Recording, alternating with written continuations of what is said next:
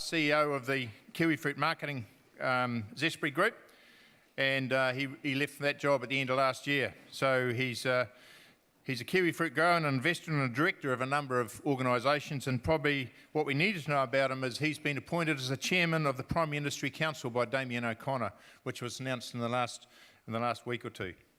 So, can Venison be the next Kiwifruit? I'll give you Lain Jager.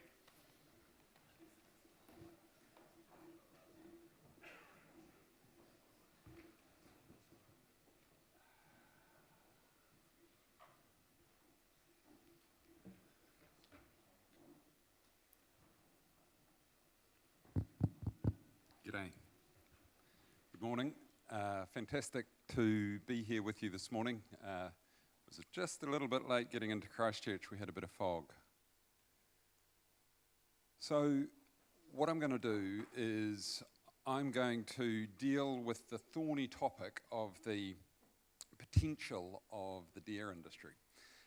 And I'm going to do that by using some strategic lenses. So we're going to talk about agribusiness economics, we're going to talk about global marketing, we're going to talk about innovation, we're going to consider what the kiwifruit industry has achieved over the last 20 years, and then right at the end of that we're going to apply some of that thinking to the dairy industry. I should say at the outset that I'm not going to deal with velvet. So some of the things I say will be relevant to velvet, but I'm focusing specifically on deer meat. Okay, I am not a deer guy. I've spent the last 20 years in the kiwifruit industry. This is Kai. He was 16 when we took that shot. Most of my experience with deer meat comes from what Kai puts in the freezer. When my 13-year-old Jed, our youngest boy, saw this picture, he said to Kai, "Oh, well done, you shot your first deer and found a fat green panda in the bush."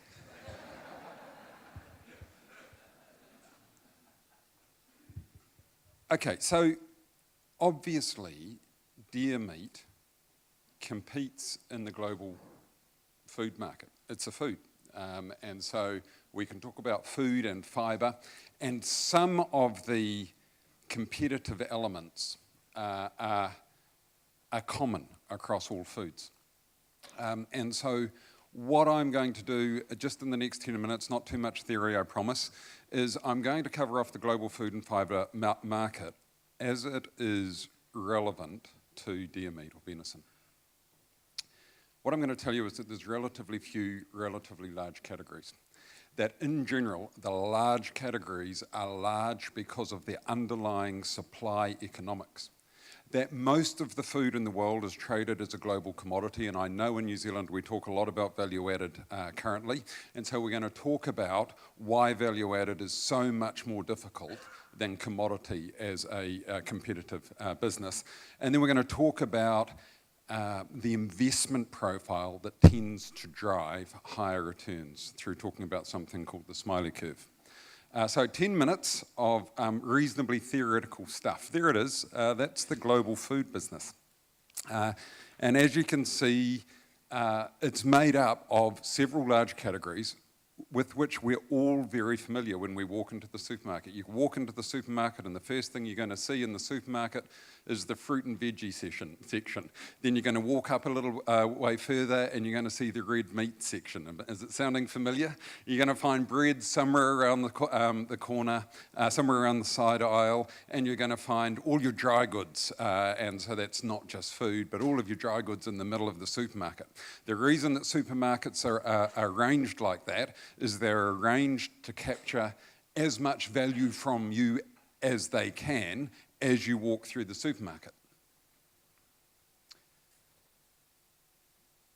Almost all of those large categories, so if we talk about fruit or meat or cereals or fish, are made up of relatively few, relatively large businesses. And there are reasons for that. Here's the grains business. And so corn is the big one. Not far behind, we've got rice and we've got wheat. If we hop through and we say, well, why is that? Well, the reason is that the bigger businesses tend to be the more productive businesses. So this is just an index of relative yields of grains in the world. What you can see up there is you can see that corn has a relatively high yield followed by rice. And so that's why you get that sort of picture. So this idea of relative productivity or relative supply economics underpins the large food categories globally. Here's a similar picture for fruit. And we all know that most of us will have bananas and apples in our fruit bowl. Grapes is also a pretty big category. And then there's some smaller categories up there. Apples is a big category, of course. Citrus is a big category. But then there's some smaller ones with mangoes in particular. So no surprise then that you get pears and mangoes with this lower sort of tonnes per hectare, and the bigger categories with the higher tonnes per hectare. It's a recurring theme, and it happens across categories. Here's meat.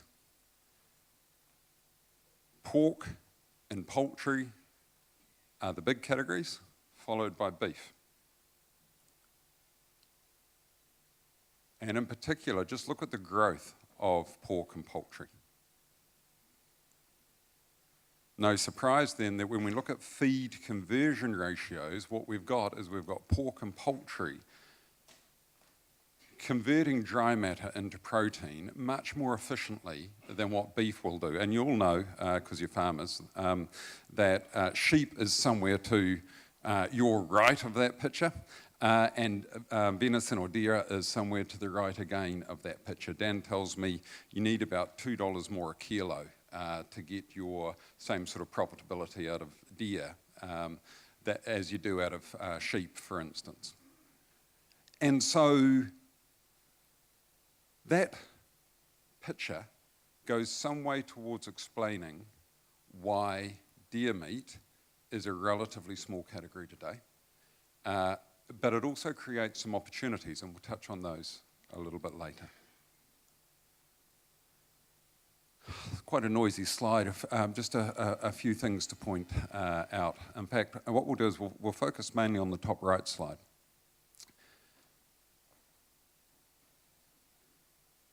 When you think about your business, your venison business, your deer meat business, then your competition is sheep and beef. It's other meat, okay? And so your question is, what market share can we have as deer growers versus sheep and beef growers? And the answer to that question it comes down to what value it is that you're delivering to consumers. And very simply, the answer is that, so a really good question is why I was looking for the venison statistics, and I found them under other, with the goats. It's a pretty small category, deer meat, and I sort of, is that because it's horrible? Why is it so small?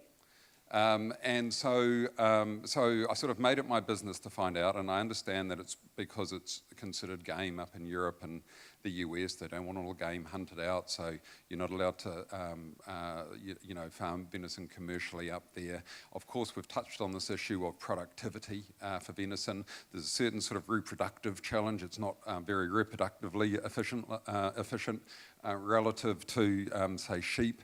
And so there's a bunch of reasons why the deer category is a bit small. It's positioned as sort of game up in Europe where the sort of the main market has been.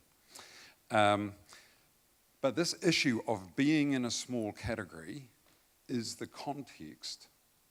your context as the deer industry. It's your opportunity and it's also your challenge. And we'll talk about that a little bit later.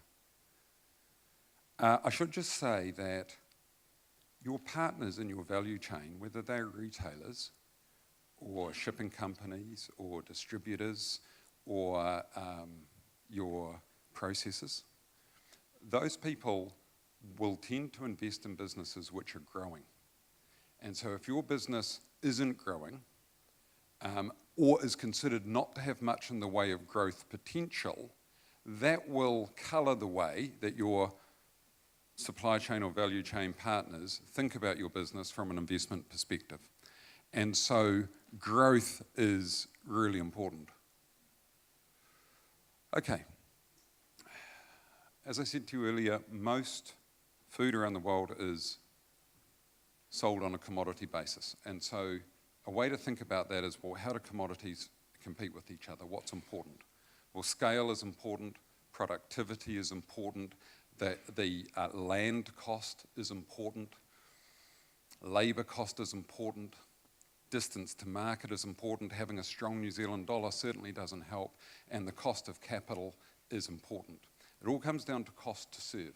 And so essentially it's who can deliver value to the consumer at the lowest cost. That makes sense to everyone? Now, in general, there's a generally accepted view that New Zealand isn't a great place to serve the world with a commodity.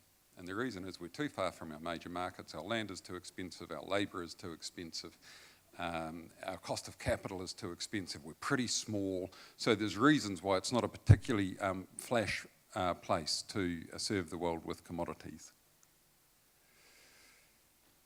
As tough as what the commodity business is, the value-added business is even tougher. And the reason for that, there's two things you've got to be able to do. First thing you've got to be able to do is your product has to be different from other products. So there's got to be a point of difference or a set of points of difference. And then it gets really tough because it's got to be difficult for others to replicate that point of difference. And so the game that is played all around the world is somebody will go out, they'll invest money in innovation, they'll create a new product, everyone will copy them, and they'll commoditize the offering. Does that make sense? And so being different isn't good enough. You've actually got to be able to have a sustainable difference. So the value, and that's why the value-added category is so small. It's not actually being different that's so hard. It's that other people copy you and replicate you. And so there are powerful commercial forces that drive sustainable differentiation being a difficult place to be. Soon as people copy you, they will cut your margins. They'll just compete away your margins. Does that make sense to everyone? It's a sort of a vexed issue. This is the last bit of theory for the morning. I'll start to be interesting in just a moment. This smiley curve actually came out of the IT industry. It's now used commonly across a lot of industries, and it's used to convey an idea. There's now quite a bit of supporting research around it. And the idea is very simply that the return on investment you get by investing in sales, after-sales service and marketing, or by investing in innovation or branding, is higher than the return on investment you get by investing in manufacturing. So let's apply that just for a moment to New Zealand Agribusiness. What that means is that, as most New Zealand farmers, most of your investment will be going into your land, and the next biggest amount of money will be invested in the processing factory. Does that make sense to everyone? Actually, if you can find some money to spend more on branding and R&D and sales and marketing, then you'll tend to get a bigger investment, a bigger return on your investment for money spent in those places. That makes sense to everyone? It's not the way New Zealand farmers generally do it. But that's the core of that idea, and we're going to come back to that idea in just a moment. Okay, I've spent my last 9 years as CEO of Zespri, so at this stage you're probably looking at me and thinking, who's this turkey? I don't know whether I like him very much. He's just told us we're working in a shitty little category with very poor supply-side economics. It's difficult to differentiate, and even if we can differentiate it, we won't be able to sustain our differentiation, and we don't spend enough on sales and marketing and branding and innovation. And so presentation probably hasn't started that well. What I'm going to do now is talk to you about the kiwifruit industry, and a really important idea is actually the kiwifruit industry and the deer meat industry have a lot in common, and I want to share some of those commonalities with you now. So first of all, what is it, the New Zealand kiwifruit industry? Well, it's 2,700 growers. They look very much like you, which is to say about 60.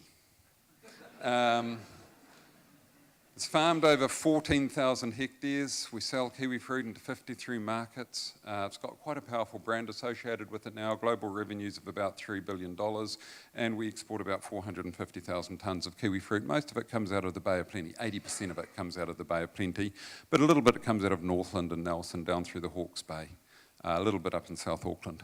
Any kiwifruit growers in the room? Excellent. I can tell lies on an unfettered basis.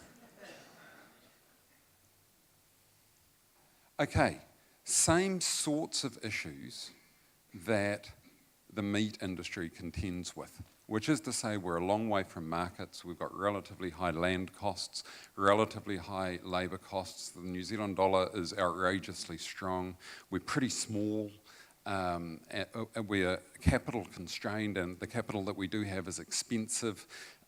We've got pretty low population density, which makes our infrastructure expensive, and there's no domestic market to speak of. And so New Zealand is a great place to farm, but it's not a great place to sell commodities from. And so it was pretty difficult for New Zealand kiwifruit growers to compete. There's New Zealand kiwifruit in a box, brown and hairy. There's the competition. Looks very similar, doesn't it? Trying to go. There's the New Zealand kiwifruit. There's the Chilean kiwifruit. Anyone would think that the picture didn't change. So one of the issues is with kiwifruit is they're brown and hairy, and it's difficult to tell a good one from a bad one in the box, right? So typical commodity sort of product. Tiny little category, 1/4 of 1% of the fruit bowl. So tiny little category, the same issue that deer meat has. And there's the competition. I was talking to the guys at Plant and Food Research. I said, look, everyone else has got these yellow ones and the red ones and the pink ones and there's all these gorgeous sort of colour. I've got the brown hairy one up there. And thank you very much for that. So that's the competition. So just like your competition is sheep and beef, mutton and lamb and beef. Our competition is bananas and apples and peaches and plums. Pretty tough. New Zealand's, so kiwifruit around the world, so first idea is that 80% of it is grown and sold up in the Northern Hemisphere. And so most fruit around the world is grown and sold in the same country, right? It's not shipped. Only 10% of the global fruit trade is actually traded, internationally traded. So it's primarily, let's call it a domestic business, although I'm cheating a little bit because I would say that, for instance, fruit grown in Italy and Spain will be sold somewhere in Europe. Does that sort of make sense to everyone? Okay, so and it's also seasonal. And so kiwifruit doesn't store for 12 months, so what that means is that what the New Zealand business was we were supplying the Northern Hemisphere off-season with kiwifruit. Does that make sense? So out of the Northern Hemisphere, call it 600,000 tonnes of fruit, 400,000 tonnes from New Zealand, and 200,000 tonnes from Chile. So one Southern Hemisphere competitor. That Southern Hemisphere competitor has about half the cost to serve that New Zealand does. So we're talking about primarily a commodity business. Our competitor is able to supply the fruit for half the cost of what we're able to supply the fruit. Doesn't sound like a very good place to be, does it? And so that's sort of the backdrop for the New Zealand kiwifruit industry. This is what has been happening with volume. So Zespri was corporatised in 1998 and to all intents and purposes was trading from 1999. So that's the life of Zespri, coming right through here to 2018-19. The bottom green shaded bit there is the volume of Hayward kiwifruit. Then you can see this sort of the first yellow bit. I don't think that thing's got a pointer, but the first sort of yellow bit, that was Hort 16A, our first gold. We started commercialising that in 1999 and worked our way up to about 30 million trays in 2011. And then we got PSA, so bacterial disease, and it all died. It was quite upsetting.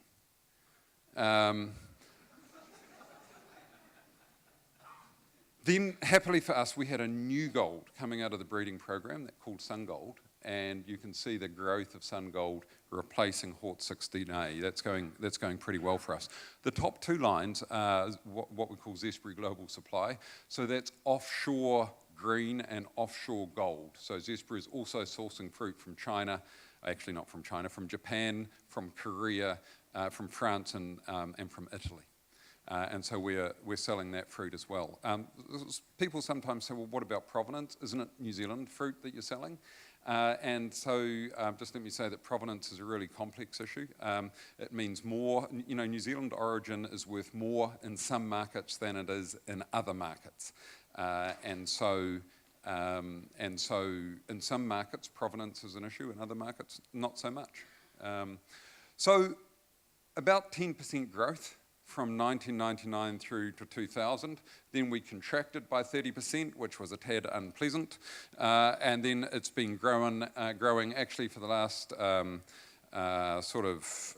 3 years at about 20% a year. So quite rapid growth. Most of that growth now occurring in the gold business. So that's does everyone know what a gold kiwifruit is? Be very rude if you didn't. Here's value. So this is what so OGR means orchard gate return. So that's the money that a New Zealand kiwifruit grower receives at the orchard gate. Now, after that money, they have to grow the crop. And so this is an average. It's across all varieties. So what you can see there is from 1997 through to 2000. Let's call it around about $30,000 a hectare.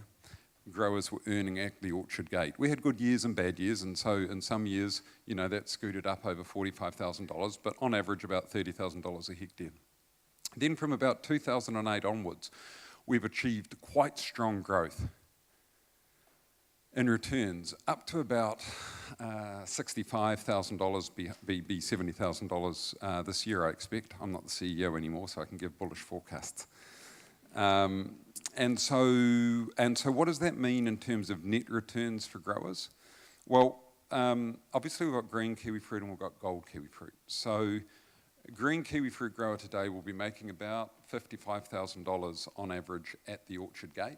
And they'll be spending, so this is an average across the whole industry, and they'll be spending about $30,000 to grow and harvest that crop. So their EBIT will be about $25,000. Makes sense to everyone?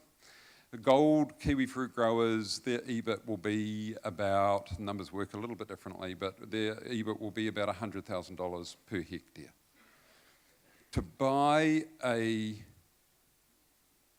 hectare of green kiwifruit back through the 2000s was about $250,000 a hectare. Today, a hectare of green kiwifruit is worth about $400,000 a hectare. Depends on the location of the orchard and how good the orchard is. A gold kiwifruit orchard was worth back when we were doing Hort 16A before PSA. So back sort of 2010, 2011, gold kiwifruit was worth about $450,000 a hectare. You're paying something over $750,000 a hectare for gold kiwifruit today. So reasonably strong returns and land values for New Zealand kiwifruit growers. So the question is, well, how have you guys achieved that? So this is a sort of a theoretical slide. So the sort of the theoretical one-liner is by developing a combination of capabilities that together are difficult to replicate. And so we're talking about the investment in innovation, the investment in particular genetics and new product development. There's a thing called a plant variety right, which is like a patent for varieties. It's about quality standards, it's about the investment in brand and marketing. It's about sourcing fruit from offshore so we can supply markets 12 months a year. And it's about having 250 Zespri people offshore representing the product, passionately believing that kiwifruit is the very best fruit in the market. So that's sort of the theoretical stuff. More specifically, 1.5% of net sales invested in innovation, so something like $25 million annually. 7% of net sales, $160 million invested in sales and marketing annually. 250 people offshore, and you know, in Japan we've got 30 people and they're Japanese people. In China we've got 50 people and they're Chinese people. Up in Antwerp we've got 30 European people. So one quality system, one grower payment system, and really strong incentives. Growers, kiwifruit growers get paid more for growing good kiwifruit with high sugar in it, that tastes good, than kiwifruit growers who grow crap. That sounds like a simple thing, but it's unbelievably powerful in delivering a consistently good product. And it needs to be a consistently good product because Zespri kiwifruit earns 50 to 100% more at the point of sale, sells for 100 to 100% more at the point of sale than what competitor kiwifruit makes. So it sells for a lot more because it's better, and it's better because farmers are paid for producing better. Does that make sense to everyone? Significant investment in developing markets. And so to give you a sense of that, China is now Zespri's biggest equal market. It's a premium market for Zespri. But for years, the New Zealand kiwifruit industry invested money through foregone price in just being in China, positioning the brand, getting people in place, and we spent tens of millions of dollars on doing that. And half of Zespri's revenue now comes from a new product, SunGold. So, you know, oftentimes when I'm talking to farmers, I say, oh, bloody Zespri, it's just a big monopsony. That's all very nice, but we're not a monopsony. We can't do things like that. It is true that we cooperate in some areas. And so we cooperate in the R&D area. Growers work together in R&D and quality specifications and packaging specifications. In market allocation, we allocate the crop across markets. Growers receive their share of a global return. Work together in distribution management, so we appoint distributors around the world, and in the sales and marketing function. However, most of the value chain, in fact over 80% of it by value, is fully competitive. Kiwifruit growing, the processing, so the whole post-harvest sector, quality management, packaging, procurement, shipping, distribution and retail is all fully competitive.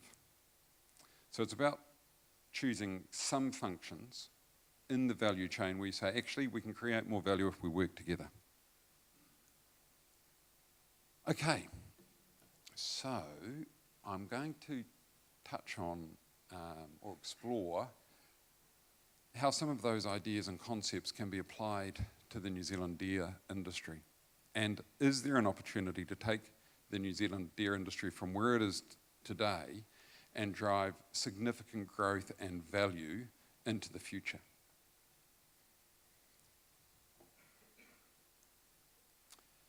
I've stolen some of Dan's slides.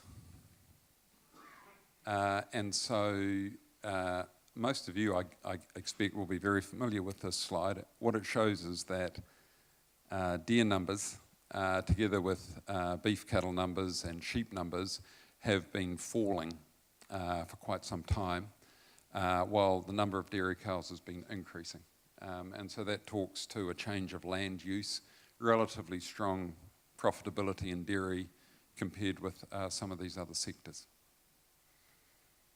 It's not very helpful to have an industry which is contracting. And one of the reasons is that it makes it difficult to invest in that industry. People invest in industries in the expectation of growth. And when there's a track record of contraction, that's not particularly helpful. Interesting, the deer industry grew at, off a very, very low base, but it grew quite strongly right through the 1980s, through the 1990s. And then you sort of plateaued, and more recently we've seen this contraction. It does look like it's stabilising. So a really deep question, and a good question to think about as a deer farmer, is if we continue on our current trajectory, what's likely to happen? Now, I can't see the future, but I guess most of you, I'd be interested to hear what the dialogue is in the room when we get into the Q&A, but I guess most of you will be saying, well, probably the contraction, deer prices are okay today. There's a bit of optimism in the industry. We would expect deer numbers to stabilise and perhaps begin to grow again. We've got some really positive, I really like your P2P initiative, got some really positive stuff happening. And so, what we hope is that the deer numbers will stabilise and begin to grow again.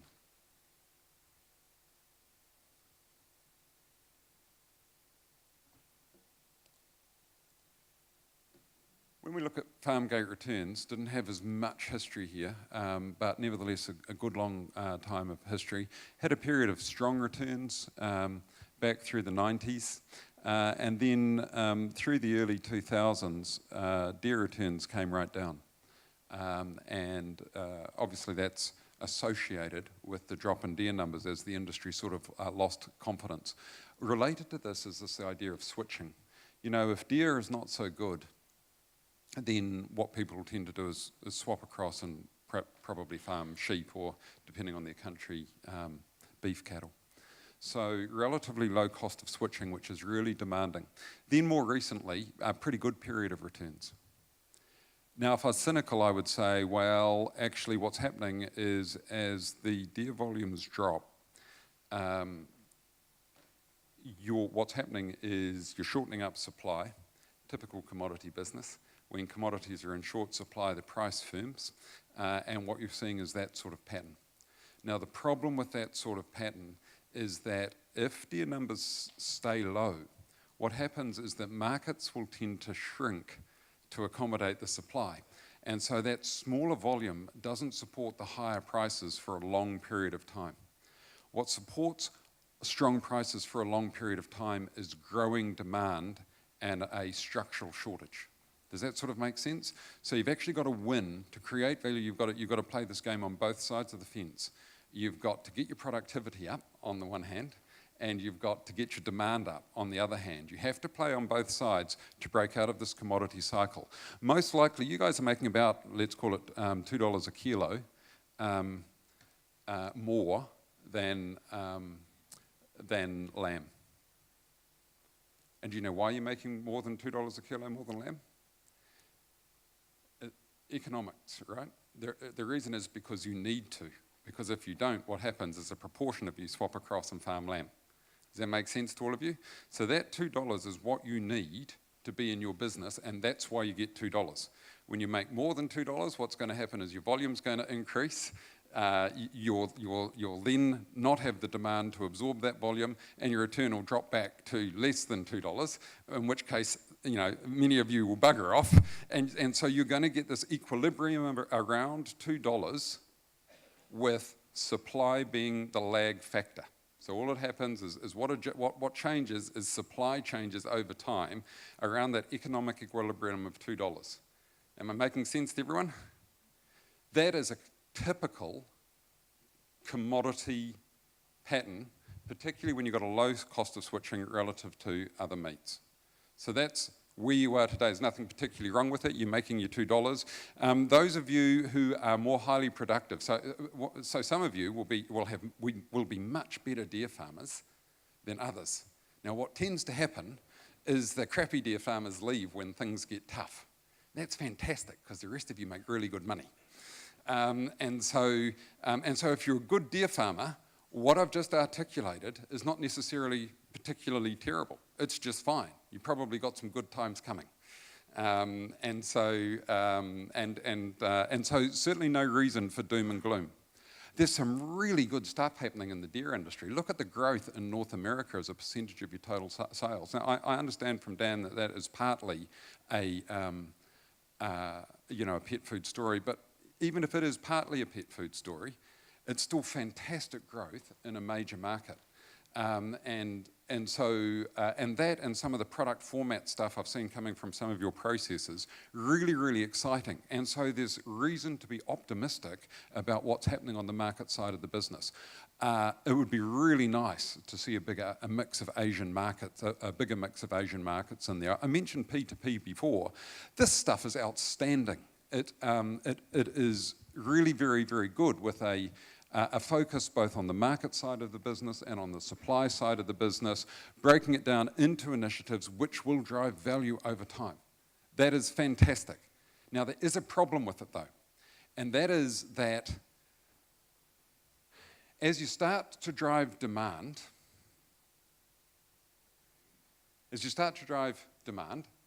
and your profitability increases because you're doing some really good supply side stuff, and you're getting your returns up because you're driving demand, what's going to happen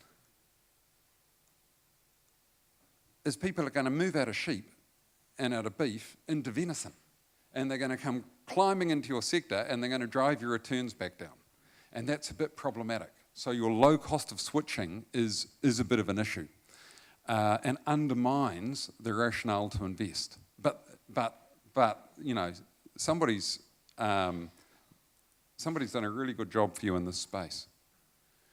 So when we look at the ledger and we say, okay, how's it looking then? Well, one of the best things about deer meat is that it's not sheep meat and it's not beef. And I say that's one of the best things about it is because that single thing is your opportunity to differentiate.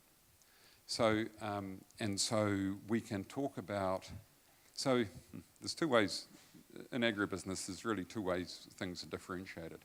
One is the input, so is it goat milk or is it cow milk? Is it A2 milk or is it organic milk? The second thing is the way that it's processed. Is it UHT, as an example, or is it infant formula? And so what's the basis of differentiation? Is it in the processing, or is it in the, or is it a differentiated input? Deer farmers have that most precious of things. You've got something which is a differentiated input. It is genuinely different to sheep and beef. You've got a small deer farming community, there's not too many farmers. You've got deer industry in New Zealand, you've got your passion to profit, a framework. That's a really strong starting point. And you've got reasonably good profitability today. As I understand it, most people are not going broke in the New Zealand deer industry today. So that's a really good platform to consider the future of your industry. But you've got some challenges. It's a tiny little category. You've got this low cost of switching, which we talked about. That's an economic issue, which you'll need to address. Productivity is not a strength relative to sheep or beef. Because the category is tiny, venison has low physical and mental availability. First of all, when I go to the supermarket, I'm going to struggle to find it. But even if it's sitting there in the supermarket, I don't know how to cook it because I'm not familiar with it. You don't want any venison that I cook. And so it suffers from a thing called low mental availability. And so educating consumers is a big part of the challenge. Meat is tough to differentiate anyway. You know, the bloody meat industry is difficult.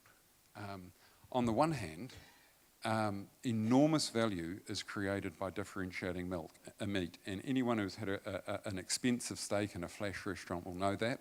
If you go to a butcher and you want aged beef, you'll know that aged beef, and particularly some types of beef, can fetch huge prices. On the other hand, meat is tough to differentiate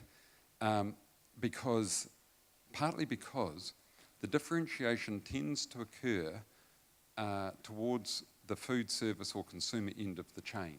the way that it's cooked, the way that it's presented, the way that it's aged.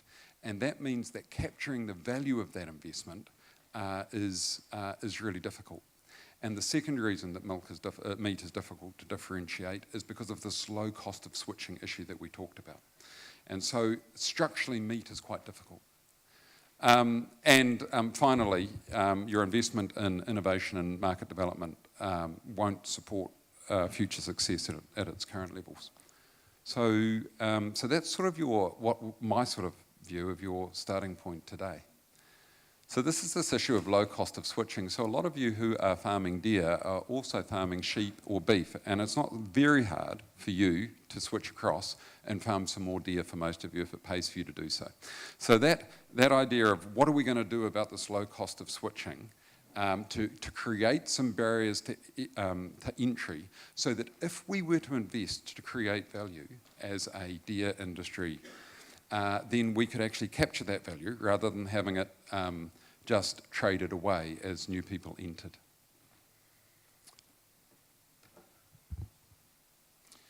Looks like, as far as I can work out, you're currently investing about $750,000 a year in innovation. Ag Research then co-funds with you. And so that brings you up to about $2.3 million, or about 0.85% of FOB sales.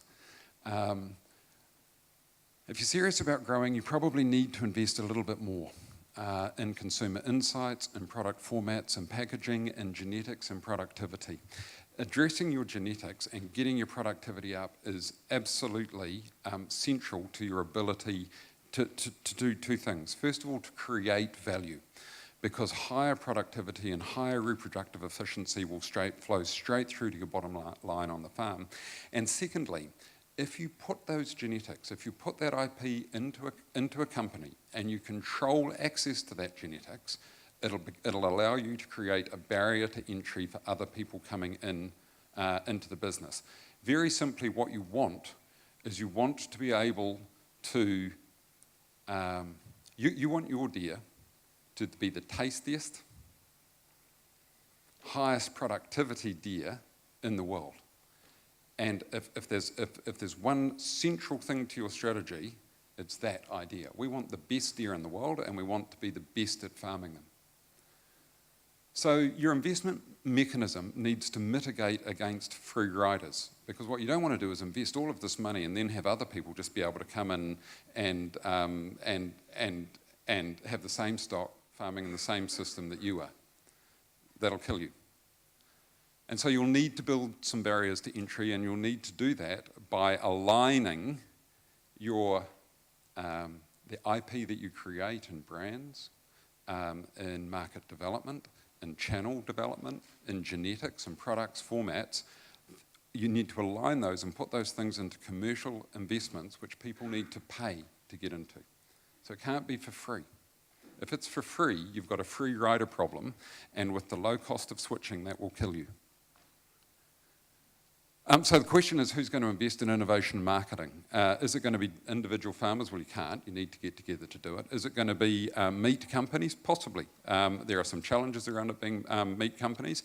Could it be Deer Industry New Zealand or a special purpose vehicle? Two rules of thumb. First of all, you must align your investment and activity in order to have accountability and performance. So the person who pays needs to be accountable for carrying out the activity. And secondly, whenever you're investing in marketing or in innovation, you're going to need to leverage that investment with scale. And so the way that it's done is really important. 500 deer farmers working together with one brand and one genetics company is much more powerful than 5 lots of 100 deer farmers doing the same thing. Does that make sense to everyone? Because of the leverage that you get out of working together.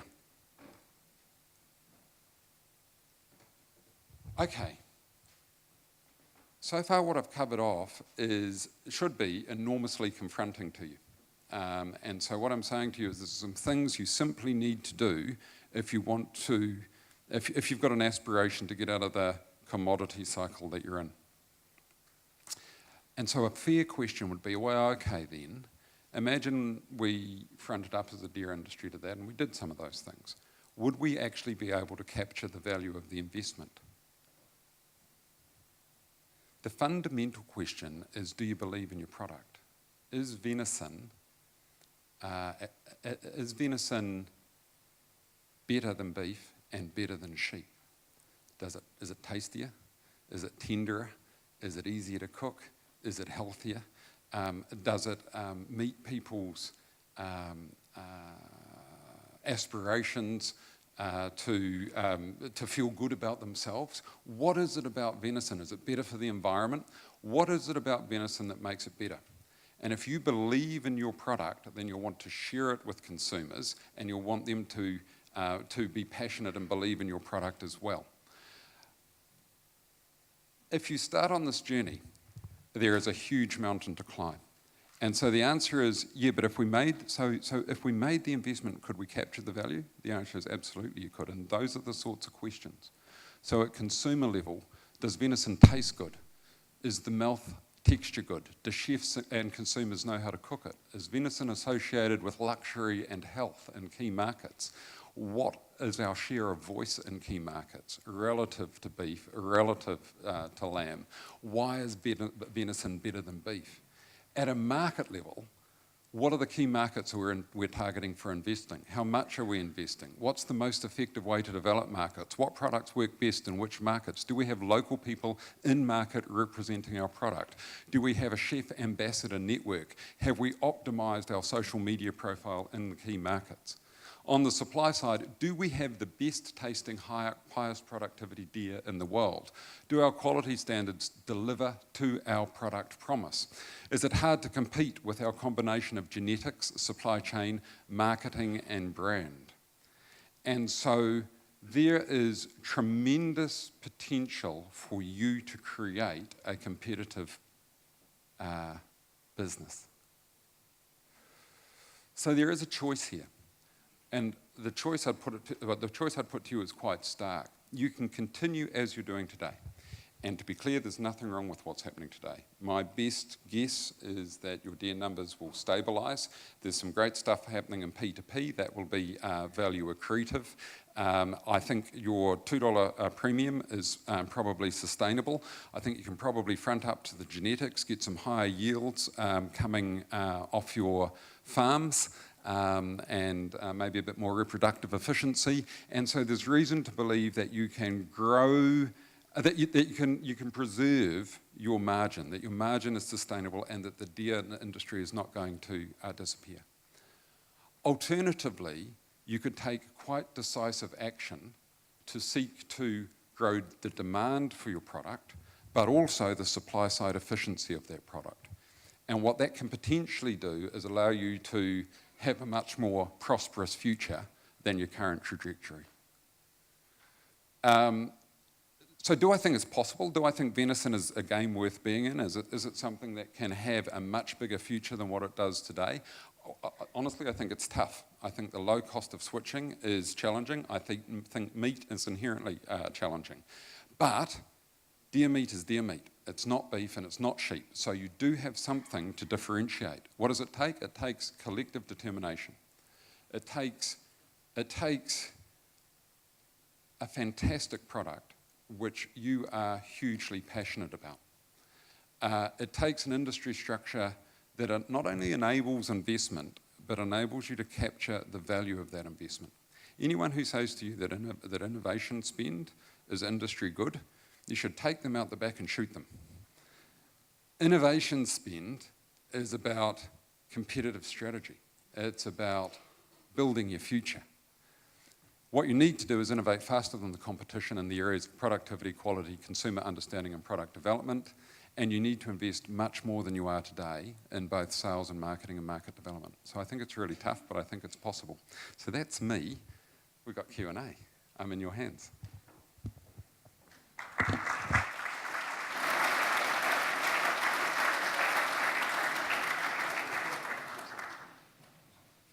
Yeah, thanks very much, Lain. Very thought-provoking talk, I thought, and I haven't seen anybody leaving, so that's really good. We've got time for a couple of questions. So, who would like to fire off? Got to get my sun hat on. Over the back there.